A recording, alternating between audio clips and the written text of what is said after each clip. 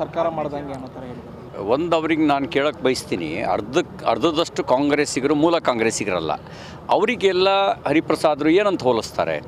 ಮತ್ತು ಅವ್ರಿಗೆ ಇನ್ನೊಂದು ಕೇಳಕ್ಕೆ ಬಯಸ್ತೇನೆ, ಎಷ್ಟು ಜನ ಈ ಥರದವ್ರನ್ನ ಇಟ್ಕೊಂಡು ನೀವು ಸಂಭಾಳಿಸ್ತಾ ಇದ್ರಿ? ಹಂಗಾರೆ ನೀವು ಗರ್ವಾಲಿನಾ? ನಿಮ್ಮ ಕೆಲಸ, ಕಾಂಗ್ರೆಸ್ನವ್ರ ಕೆಲಸ ಎಲ್ಲ ನೀವು ಹೇಳಿದ್ರಲ್ಲ, ನಾನು ಆ ಪದನ ಉಪಯೋಗಿಸೋಕ್ಕೆ ಬರಲ್ಲ, ಅವ್ರನ್ನೆಲ್ಲ ಇಟ್ಕೊಂಡು ಸಂಭಾಳಿಸ್ತಕ್ಕಂಥ ಗರ್ವಾಲಿ ಕೆಲಸ ನೀವು ಮಾಡ್ತಿದ್ರಾ? ಬಹುಶಃ ನಿಮ್ಮ ಹೇಳಿಕೆ ನೋಡಿದ್ರೆ ನಿಮ್ಮದು ಗರ್ವಾಲಿ ಕೆಲಸನೇ ನೀವು ಮಾಡ್ತಿದ್ರಿ ಅಂತ ನನಗನ್ಸುತ್ತೆ. ಚುನಾವಣೆ ಸಂದರ್ಭದಲ್ಲಿ ಯಾಕೆ ಈ ರೀತಿಯ ಹೇಳಿಕೆಗಳೆಲ್ಲ ಬರ್ತಾರೆ? ನೋಡಿ, ಅವ್ರು ಯಾವ ರೀತಿ ಹೇಳಿಕೆ ಕೊಡ್ತಾರೋ ಗೊತ್ತಿಲ್ಲ. ಪ್ರಜಾಪ್ರಭುತ್ವದಲ್ಲಿ ಒಂದು ಸರಿ ರಾಜೀನಾಮೆ ಕೊಟ್ಟು ಜನರನ್ನು ಎದುರಿಸಿದ ಮೇಲೆ, ಜನ ಅವರಿಗೆ ಆರಿಸಿ ಕಳಿಸಿದ ಮೇಲೆ, ಈಗ ಇವರು ಎಲ್ಲ ಪ್ರಶ್ನೆಗಳನ್ನು ಜನರ ಮುಂದೆ ಇಟ್ಟಿದ್ದರು.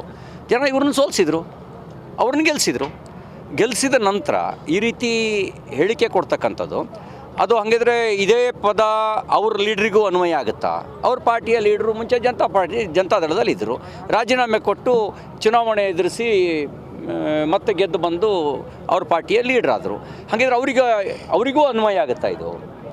ಅವರಿಗೆ ಅಂದರೆ ಆ ರೀತಿ ಬಹುಶಃ ನನಗನ್ಸುತ್ತೆ ಅವರ ಟಾರ್ಗೆಟ್ಟು ಈ 17 ಜನ ಅಲ್ಲ, ಅವ್ರದ್ದೇ ಪಾರ್ಟಿ ಲೀಡ್ರು. ಅವ್ರನ್ನ ಟಾರ್ಗೆಟ್ ಮಾಡೋಕ್ಕೋಸ್ಕರವಾಗಿ ಈ ಹಿಂಬಾಗಿಲಿನಿಂದ ಬಾಣ ಹೊಡೆಯೋದು ಅಂತ ಹೇಳ್ತಾರಲ್ಲ, ಹಾಗೆ ಹಿಂದ್ಗಡೆಯಿಂದ ಹೊಡೆಯೋ ಕೆಲಸ ಮಾಡ್ತಿದ್ದಾರೆ. ಹರಿಪ್ರಸಾದ್ ಹೇಳಿಕೆ ನೋಡಿದ್ರೆ ಅವ್ರ ಟಾರ್ಗೆಟು ಅವ್ರದ್ದೇ ಪಾರ್ಟಿಯ ಸಿದ್ದರಾಮಯ್ಯನವರು ಅಂತ ನನಗೆ ಅನ್ನಿಸ್ತಾ ಇದೆ ಸರ್. ಯಾಕೆಂದರೆ ರಾಜಕೀಯ ನಾಯಕರು, ಜನಪ್ರತಿನಿಧಿಗಳು ಒಂಥರ ಸಾರ್ವಜನಿಕ ಮಾದರಿಯಾಗಿರ್ಬೇಕು. ಆದರೆ ಈ ಥರ ರೀತಿಯಂಥ ಹೇಳಿಕೆ ಎಲ್ಲಿ ಸಮಾಜದ ಒಂದು ಸುಸ್ಥಿತಿಯನ್ನು, ಸಂದೇಶವನ್ನು ಏನು ಕಳಿಸುತ್ತೆ? ಯತ್ನಾಳ್ ಮತ್ತು ನಿರಾಣಿ ಹೇಳಿಕೆ ಈಗ ಅವರವರ ಭಾವಕ್ಕೆ, ಅವರವರ ಭಕ್ತಿಗೆ ಅಂತ ಅವರವರ ತೆರನಾಗಿ ಇರುತ್ತಿರನು ಶಿವಯೋಗಿ ಅಂತ ಏನಿದೆಯೋ ಅದೇ ಥರ ಇವರು ಬಹುಶಃ ಅದನ್ನೇ ಸಂಭಾಳಿಸಿದ್ರು ಅಂತ ಕಾಣುತ್ತೆ. ಹಾಗಾಗಿ ಅವ್ರ ಥರಕ್ಕೆ ಮಾತಾಡ್ತಿದ್ದಾರೆ. ಹರಿಪ್ರಸಾದ್ರಿಗೆ ಟ್ರೈನಿಂಗು, ಆ ಥರ ಸಂಭಾಳಿಸೋ ಟ್ರೈನಿಂಗ್ ಚೆನ್ನಾಗೇ ಆಗಿರಬೇಕು.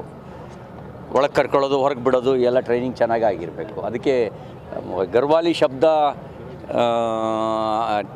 ಅವ್ರನ್ನ ಈ ಮುಂಬೈನಲ್ಲಿ ಗರ್ವಾಲಿ ಅಂತ ಕರೀತಾರಂತೆ.